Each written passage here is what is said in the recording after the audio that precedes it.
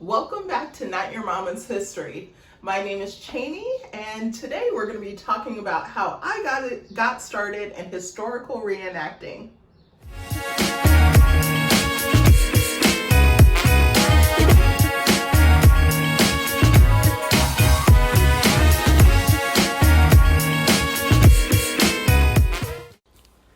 Future Cheney here. I filmed this about 2 weeks ago before the brutal murder of George Floyd, a black man, by a white police officer. This video is sponsored by A Black Life because Black Lives Matter. On with our scheduled programming. I'm going to start from the beginning, where I was when reenacting came into my life.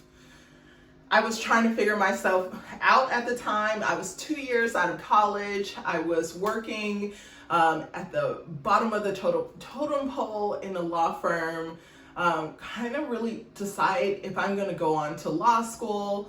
I was working as a production assistant. I was working as a assistant to two stylists.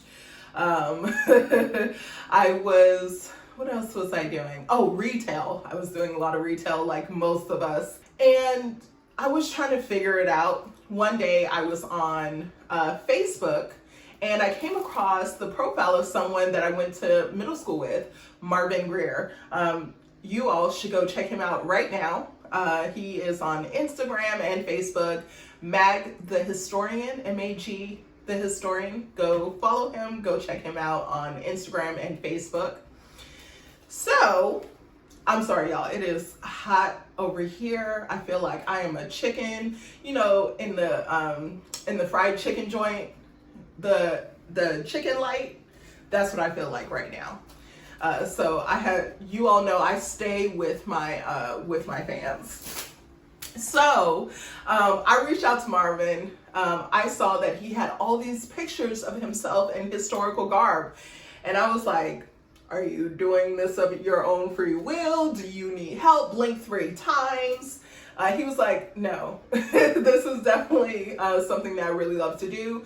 And I do remember that about him from middle school, that he was very passionate about history.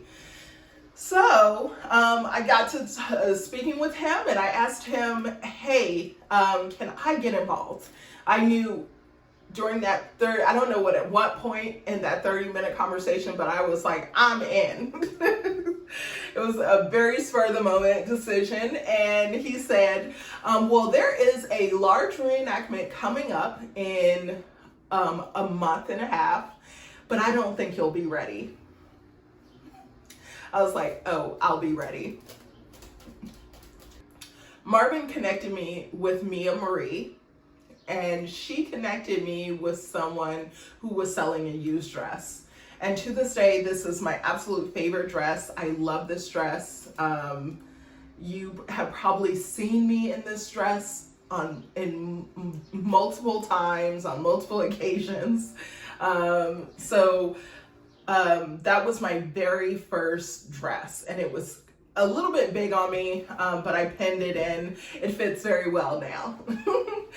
And so a friend of mine purchased a pair of shoes for me because she was appalled that I had this plan that I was going to go barefoot, because I thought it'd look really cool and like it'd be a really interesting thing to do. No, don't do that.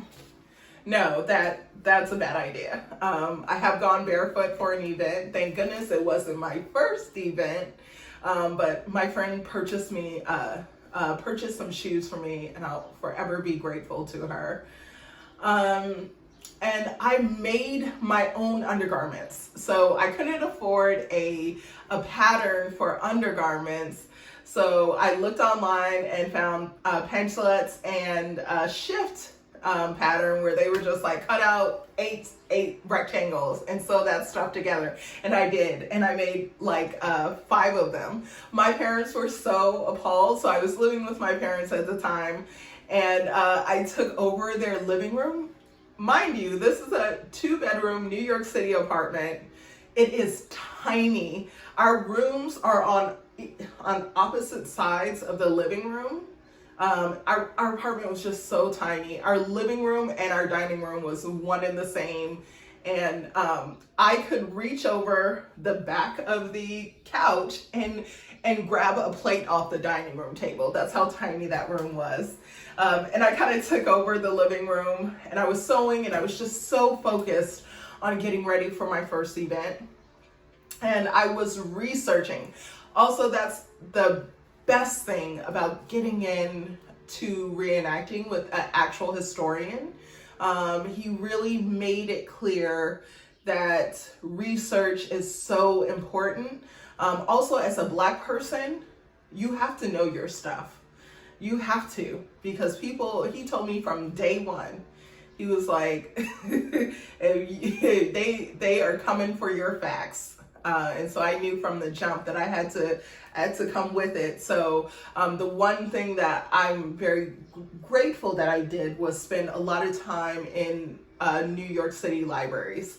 And I'm very lucky to live in New York City because we have so many libraries. And if one library doesn't have what you want, you can go 30 blocks down the road and find what you want in the next library. So the event comes. Marvin is surprised that I actually got ready in time. I think he was expecting me to call him like 2 days before and be like, I'm not ready, I can't come. But I showed up with my kit, and I'll insert picture here. I'm just looking back, I'm just so aghast that I was able to get it. Oh, that corset was terrible. Oh, that corset was awful.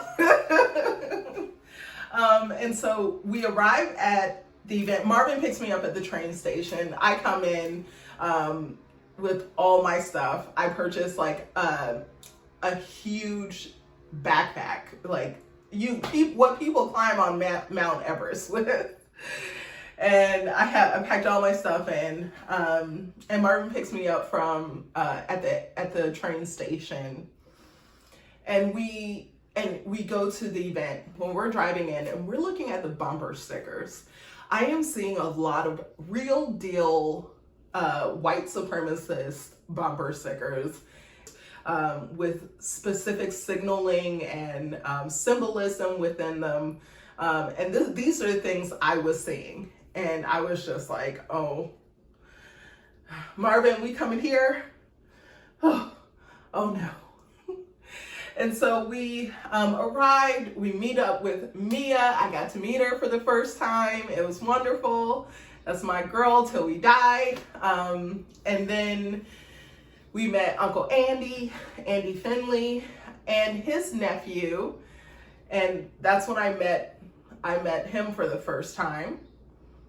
And we just got started.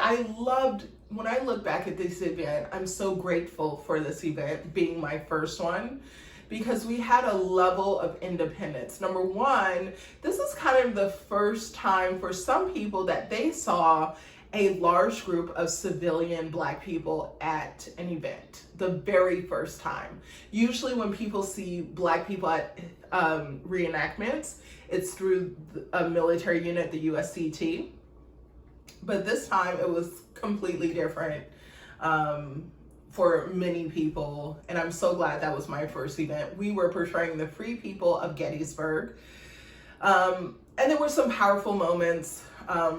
For example, when the Confederate soldiers were coming into Gettysburg, the days before, we had been interacting with people in the town, and then all of a sudden, all the Black people grab all their stuff, packing up. It's chaos. We're grabbing everything and we book it out of town. And afterwards, parents came up to me and said for the first time they had to talk to their children about slavery because of that moment.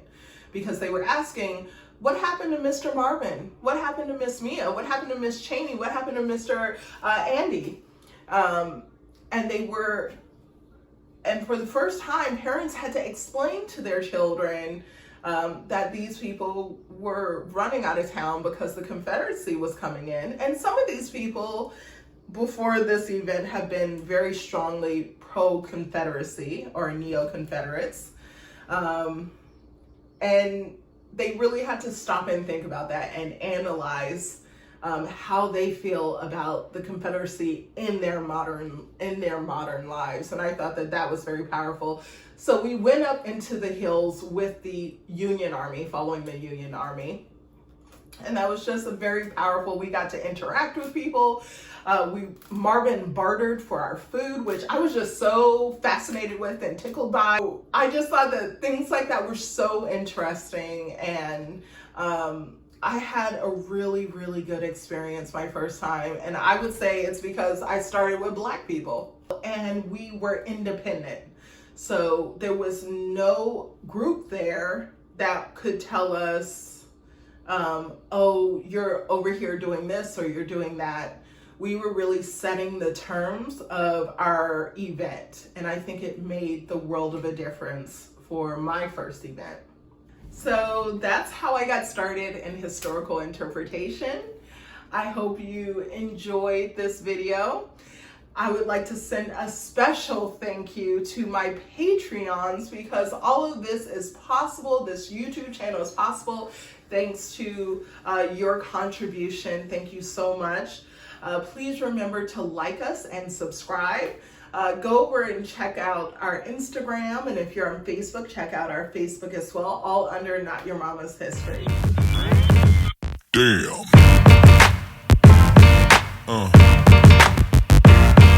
Yeah.